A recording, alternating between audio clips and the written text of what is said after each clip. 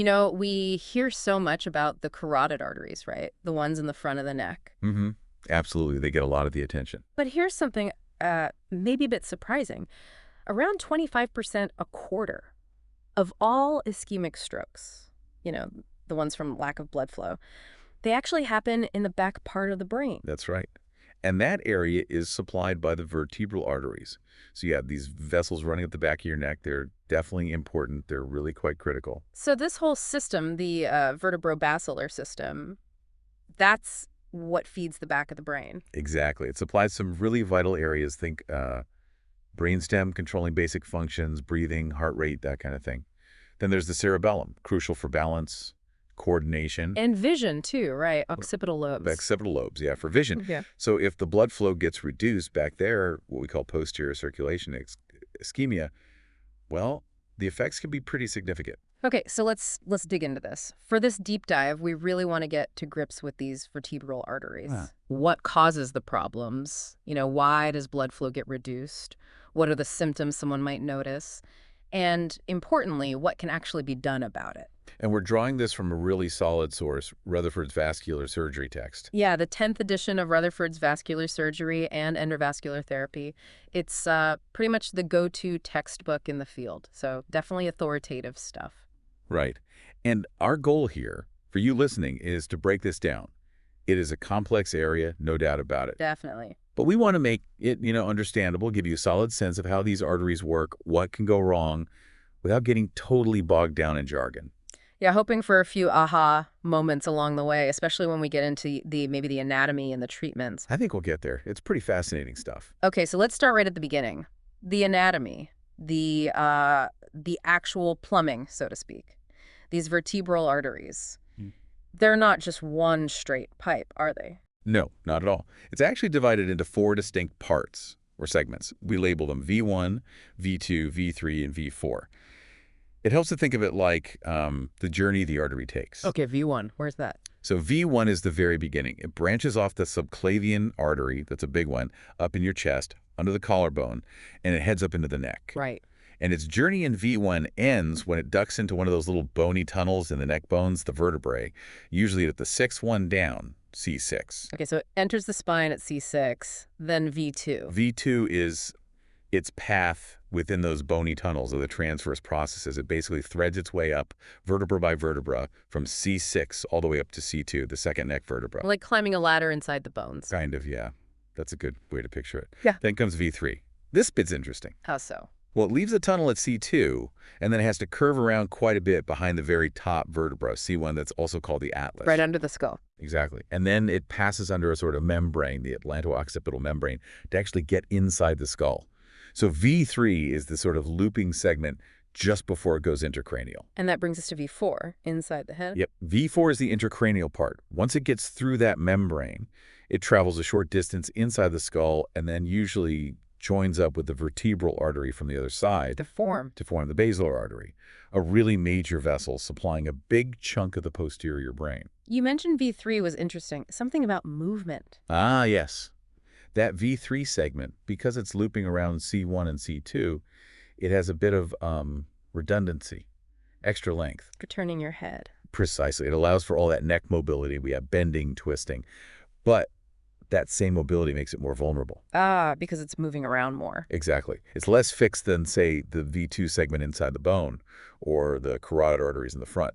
So it's more prone to certain types of injury, like dissection or stretching, even from, relatively minor neck movements sometimes. That's a key difference. Okay, anatomy clear. Now, the problems. How does the blood flow actually get messed up? What causes this?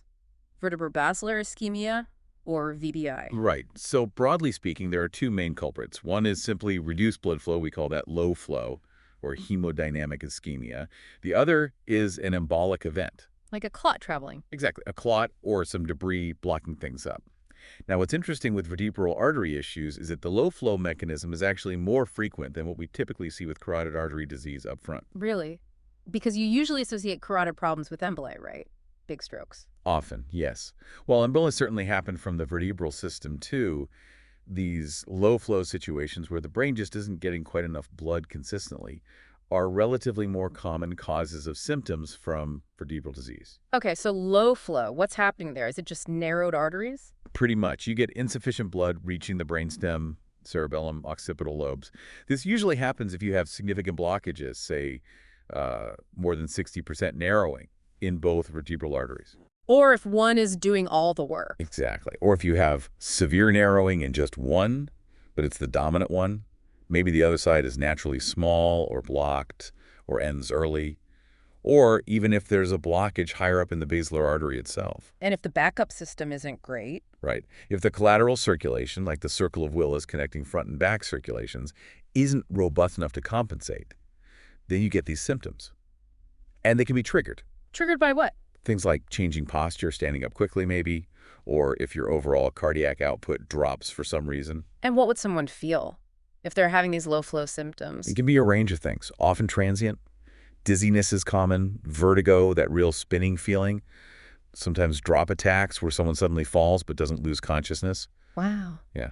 Also, visual disturbances like double vision, maybe numbness or tingling, especially around the mouth or shifting side to side. Yeah. Ringing in the ears, trouble swallowing or speaking clearly, unsteadiness, clumsiness, ataxia, we call it. But you said transient, so they come and go. Often, yes.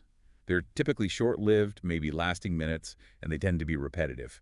And importantly, they usually don't cause permanent brain damage or infarction. Okay. And we should also mention subclavian steel here. That's another cause of hemodynamic symptoms. Right, where the arm steals blood from the brain via the vertebral artery. Essentially, yes. If the subclavian artery is blocked before the vertebral artery takes off, blood can flow backwards down the vertebral to supply the arm, especially during arm exercise, potentially causing those posterior circulation symptoms. Okay, that covers low flow. What about the other mechanism emboli, the traveling clots? Right, embolic events. This is when a piece of something clot, black debris, breaks off from somewhere and travels up into the vertebrobasilar system, lodging in a smaller vessel and blocking flow suddenly. Where do these typically come from? They can originate from several places.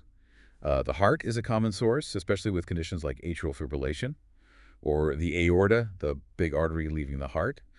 But they can also come from the subclavian, vertebral, or basilar arteries themselves. About a third of VBI episodes are thought to be embolic. And within the vertebral system itself, what causes these emboli? Most commonly, it's from atherosclerotic plaques, the fatty buildup, but they can also arise from damage to the artery lining, maybe from compression or trauma. Less often from other things like fibromuscular dysplasia, that's a condition affecting the artery wall structure, or from aneurysms, those bulges in the artery, or dissections and tears in the wall. We'll talk more about those specific conditions. And the outcome with emboli sounds potentially worse? Generally, yes. Compared to the low-flow mechanism, embolic events are much more likely to cause actual tissue death infarction. This can lead to permanent, sometimes debilitating strokes, or even be fatal. So sudden blockage more likely to cause lasting damage. Exactly. Often what we see on imaging are multiple small infarcts scattered in the brainstem, the cerebellum, maybe even extending into the territory of the posterior cerebral arteries, which branch off the basilar. Okay, got the mechanisms, low flow and emboli. Now, where do these problems usually happen along the artery? Does it vary by segment? Let's go back to V1, the start. Yes, it definitely varies. V1, right near the origin for the subclavian artery, that's actually the most common spot for atherosclerosis, for that plaque buildup. Really? Okay. Yeah, maybe 20 to 40% of people with known cerebrovascular disease have some narrowing there. But interestingly, these plaques at the origin tend to be relatively smooth. Meaning less likely to break off and cause emboli? Generally, yes. Lower embolic potential compared to, say, plaques in the carotid bifurcation. We also see kinks or bends quite often in V1, but usually they only cause significant flow problems if they're really severe and cause that widening after the kink post-stenotic dilation. All right, V1 is mostly about plaque at the origin. What about V2, winding through the bones? V2 is a different story. The main issue there isn't usually plaque inside the artery, but rather compression from the outside. Extrinsic compression. From what? Most commonly from bony changes. Yeah. Things like osteophytes, bone spurs that can develop with arthritis, or just the edges of those bony tunnels, the foramina it passes through, or issues with the joints between the vertebrae. And that relates to neck movement again. Absolutely. That compression in V2 is very often triggered by turning or extending the neck. Yeah. You can imagine how a bone spur might pinch the artery only when the neck is in a certain position. Makes sense. We also sometimes see compression from muscles or tendons, particularly in people where the artery takes an unusual path, maybe entering the spine higher up, like at C4 or C5 instead of C6. That can create a sharp angle prone to compression. Any other V2 issues? Yes, because the artery is relatively fixed to the bone structures in V2, it's more susceptible to certain types of trauma leading to arteriovenous fistulas, those abnormal artery-vein connections. If the artery and vein get injured together, they can kind of fuse. Yeah.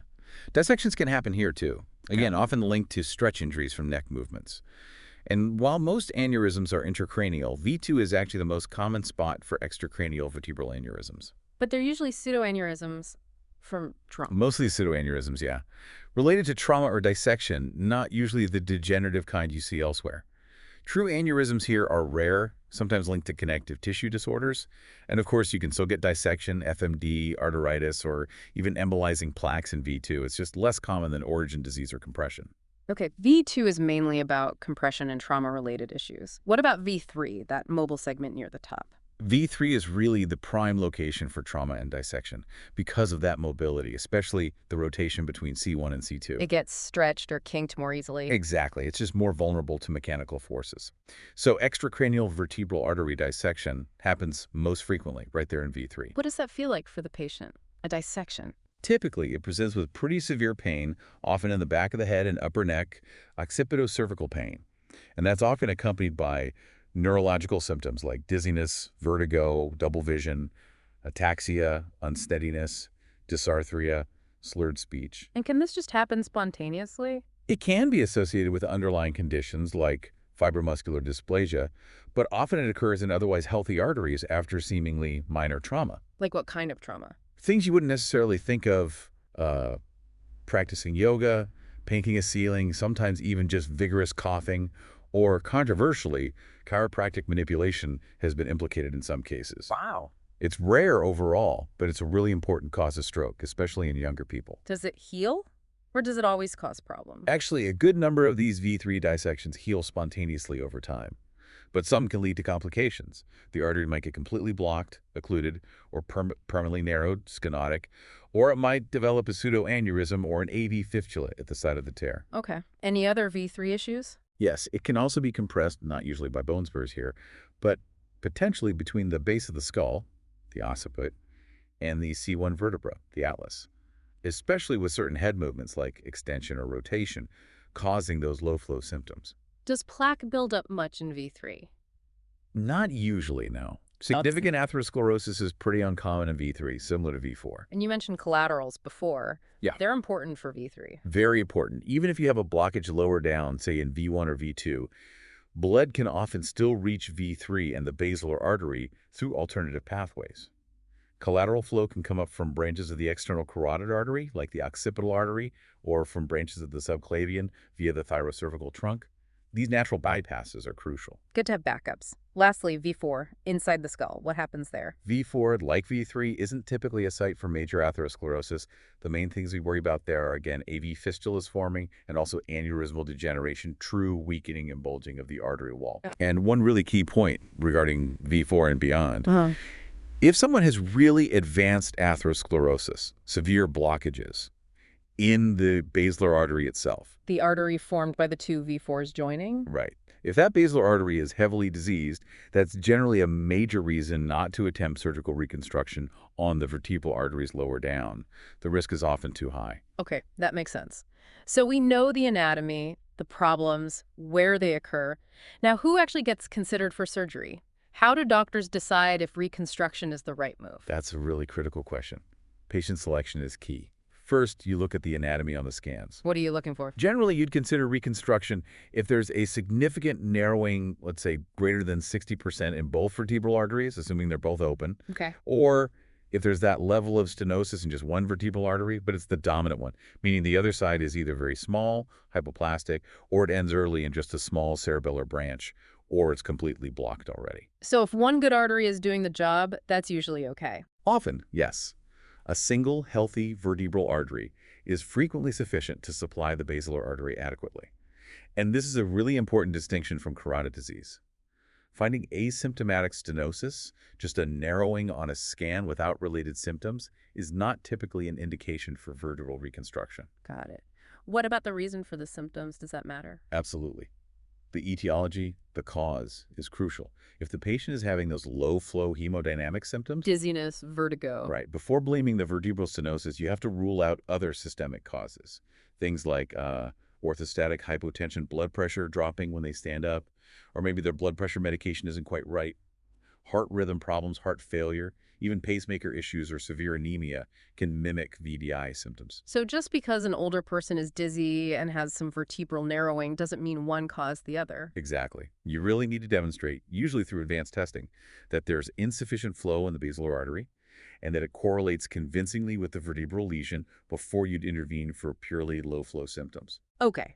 What if the problem is emboli, those traveling clots? That's a bit different.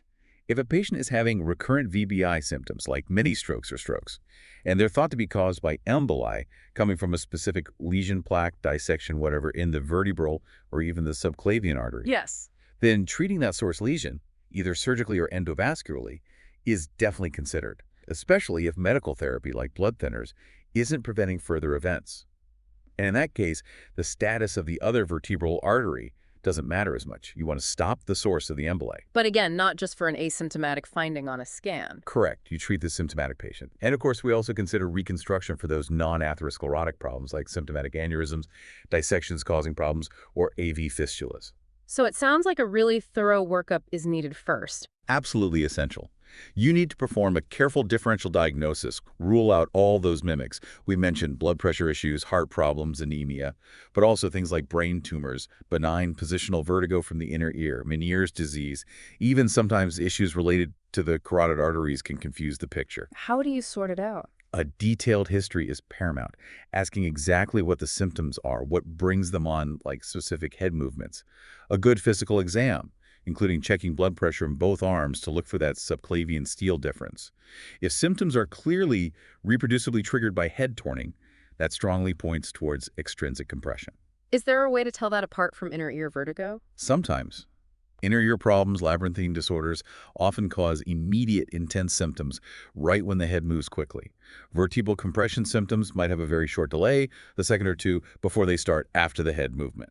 Subtle clues, but important. Okay, so VBI is suspected, other things ruled out. What tests give you the definitive picture? We've got a few tools.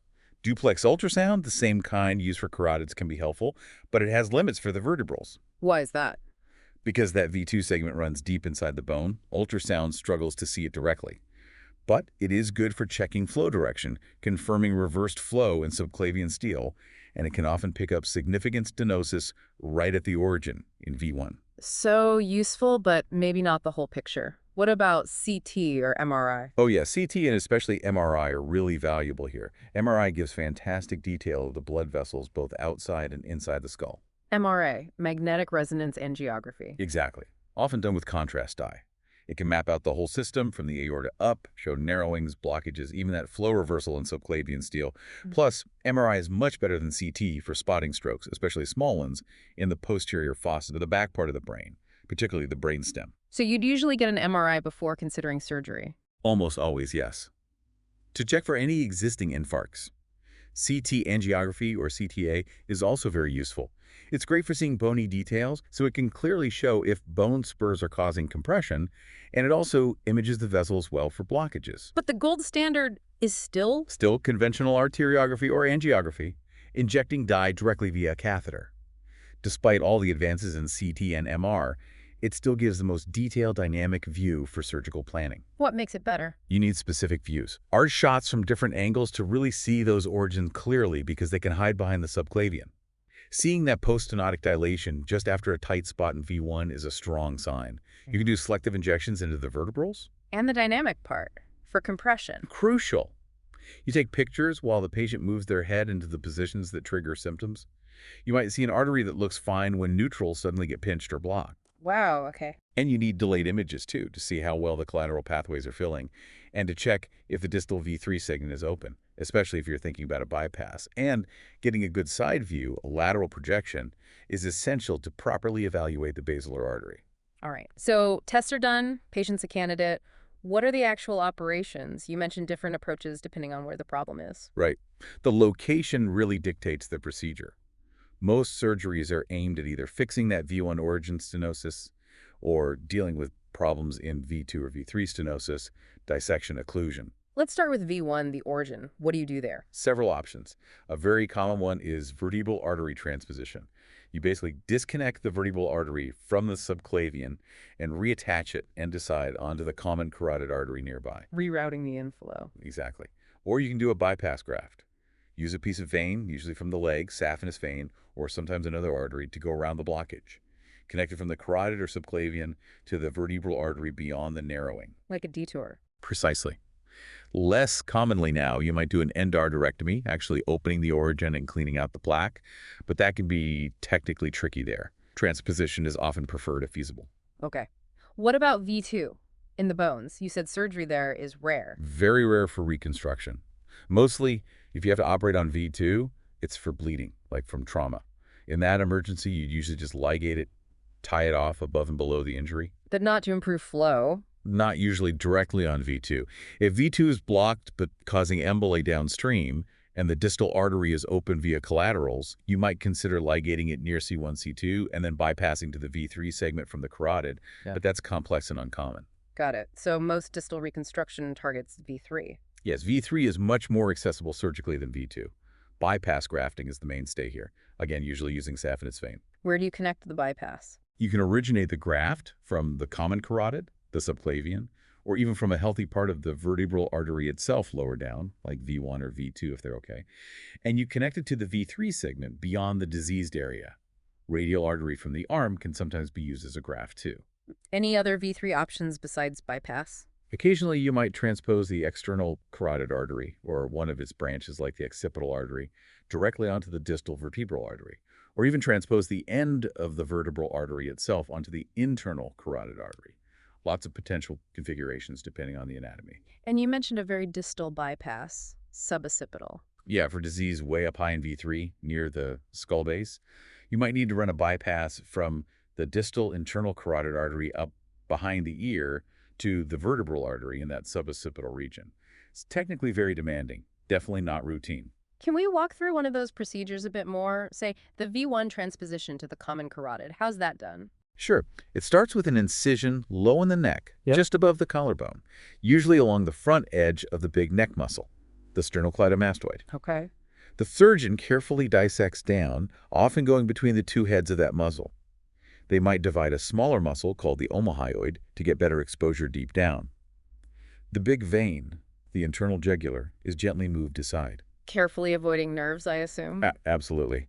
You expose the common carotid artery within its sheath. The vagus nerve runs right there with it, so you have to be meticulous about preserving it. You identify other structures, the sympathetic nerve chain behind the carotid. On the left side, you have to find and tie off the thoracic duct, a big lymphatic channel, to prevent leaks. Right. You stay towards the midline, away from the phrenic nerve, which controls breathing.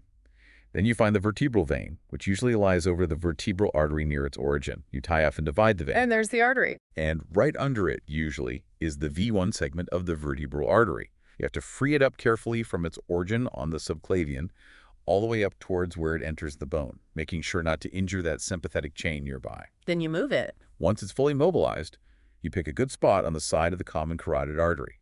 The patient gets heparin to prevent clots. You put a temporary clamp on the vertebral artery beyond any disease. Then you sew closed the very origin where it came off the subclavian. You cut the artery, shape the end nicely. And connect it to the carotid. Yep.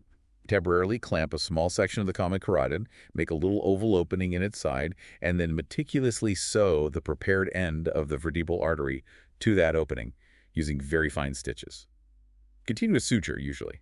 No tension, no kinks. Flush everything out first. Always flush before tying the last stitch. Remove any air or debris. Then tie it off, remove the clamps, and blood flows from the carotid directly into the vertebral artery. Then close up the incision. Sounds incredibly precise.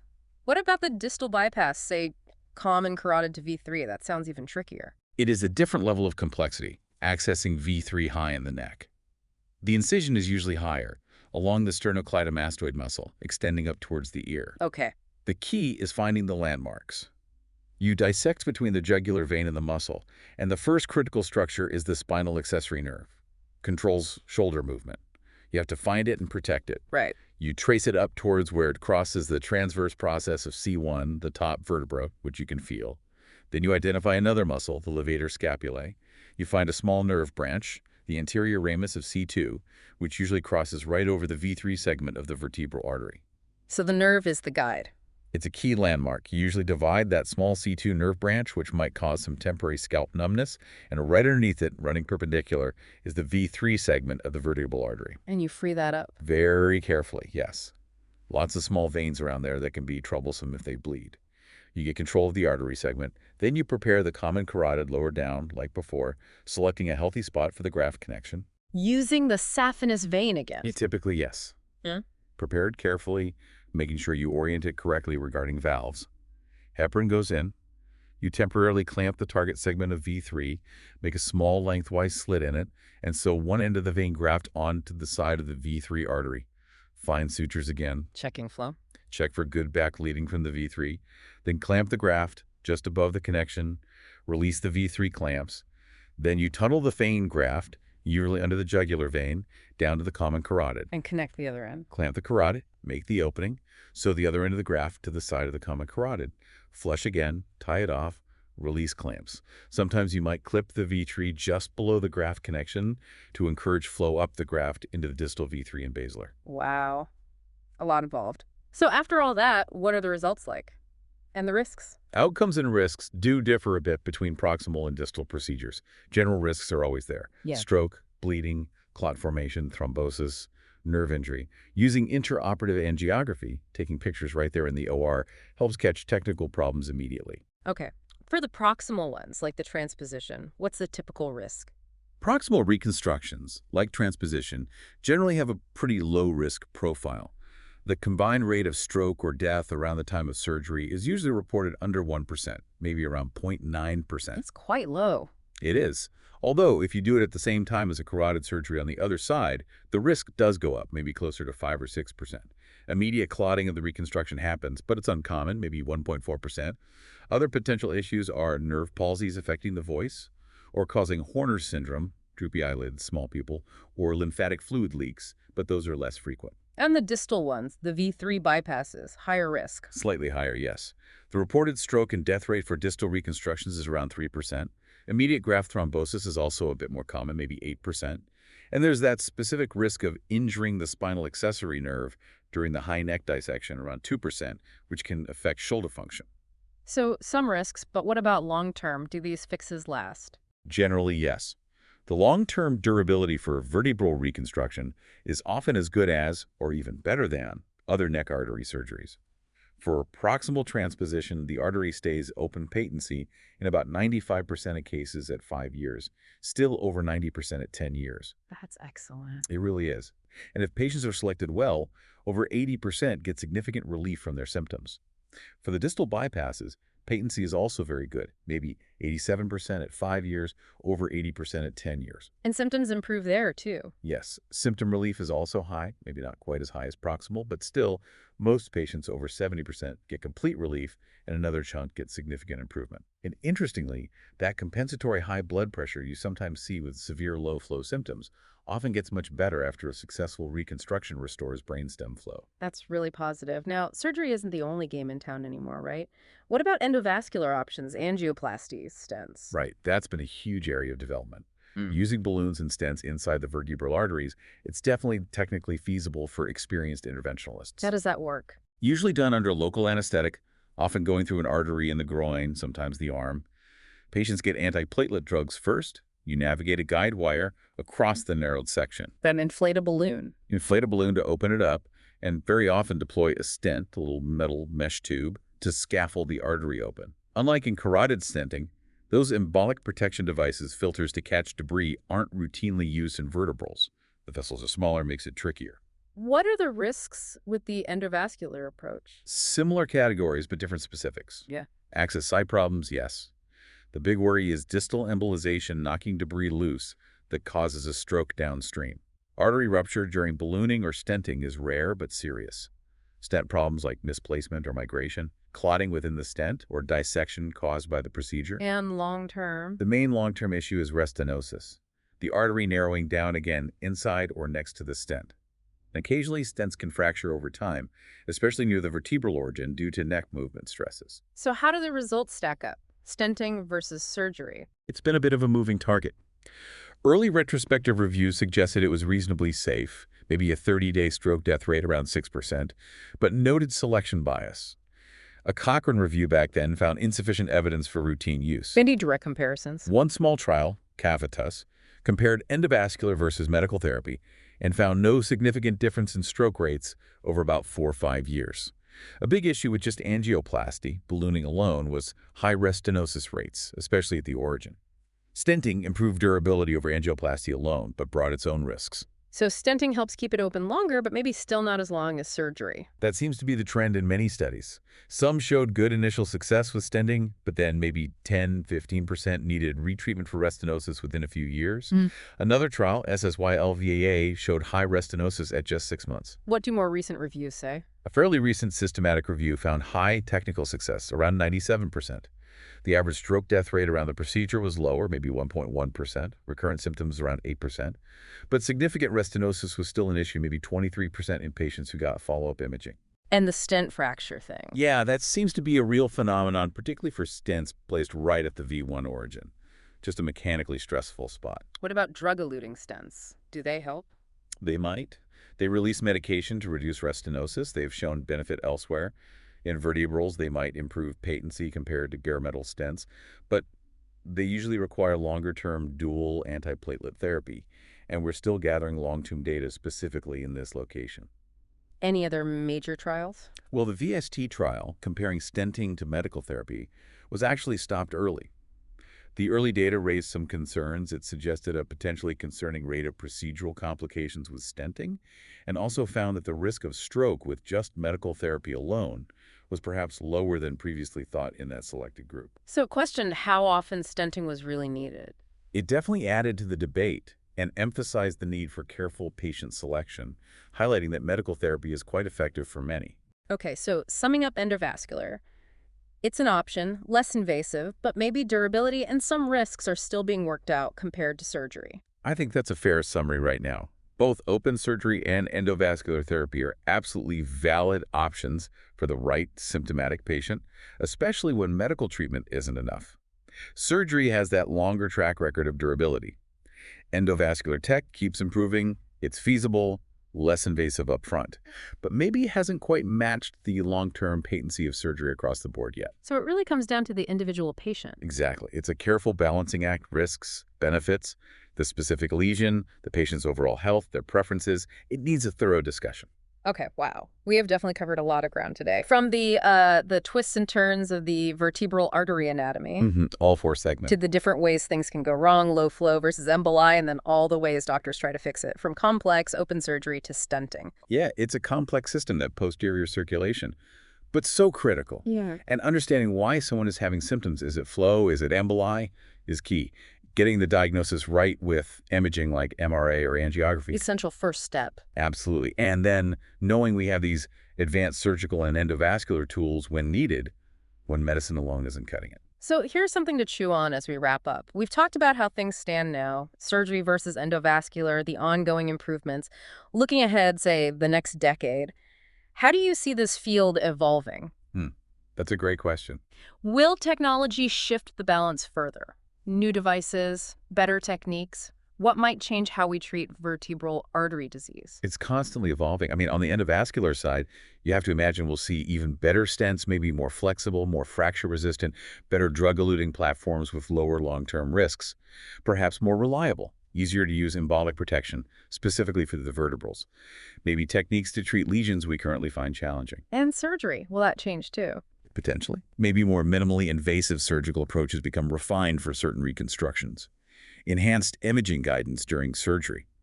Perhaps robotics could play a bigger role in navigating those tricky anatomical spaces. The goal is always better outcomes, less risk, better durability, maybe more hybrid approaches too. combining elements of both. Fascinating. It really highlights the complexity, doesn't it? The whole vascular system Yeah. and how important it is to understand these things. Definitely. It's intricate machinery. Well, if any of this discussion has raised questions or concerns for you listening, definitely talk to your doctor. That's always the best course of action. Thank you so much for sharing all that expertise today. My pleasure. It was a great discussion.